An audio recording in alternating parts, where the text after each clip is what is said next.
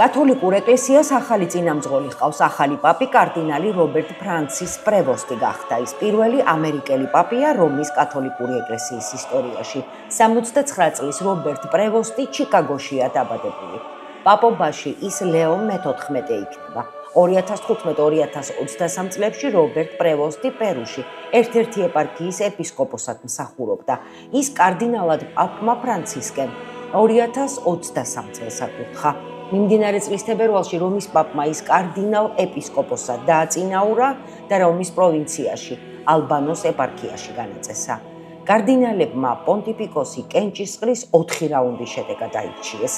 კონკლავში 70 ქვეყნიდან 133 კარდინალი მონაწილეობდა, რომელთა ასაკი 80 წელს არ აღემატება.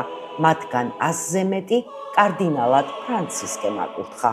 შვიდობა თქვენ ყველას, ჩვენ ყველანი ღვთის ხელში ვართ და ამავდროულად შიშის გარეშე გავერთიანდეთ, ხელჩაკიდებულები ღმერთთან და ერთმანეთთან წინ წავიდეთ.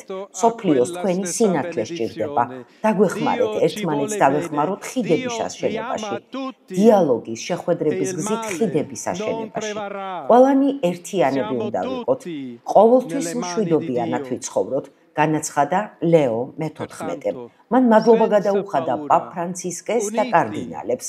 მადლობა პაპ ფრანცისკეს, ასევე მინდა მადლობა გადავუხადო ყველა კარდინალს, რომლებმაც ამირჩიეს. თქვენ ყველა, ძმებო და დებო, რომიდან, იტალიიდან, მთელი მსოფლიოდან, ჩვენ უნდა ვიყოთ გაერთიანებული ეკლესია. ეკლესია, რომელიც მშვიდობის გზაზე დადის, რომელიც ყოველთვის ეძებს ქველმოქმედებას, რომელიც ყოველთვის ცდილობს იყოს ახლოს, განსაკუთრებით მათთან, ვინც იტანჯება. მინდა თქვენთან ერთად ვილოცო. ერთად ვილოცოთ ამ ახალი მისიისთვის, მთელი ეკლესიისთვის და მშვიდობისთვის და მსოფლიოში. განაცხადა რომის პაპმა. Sempre in pace. Grazie a Papa Francesco.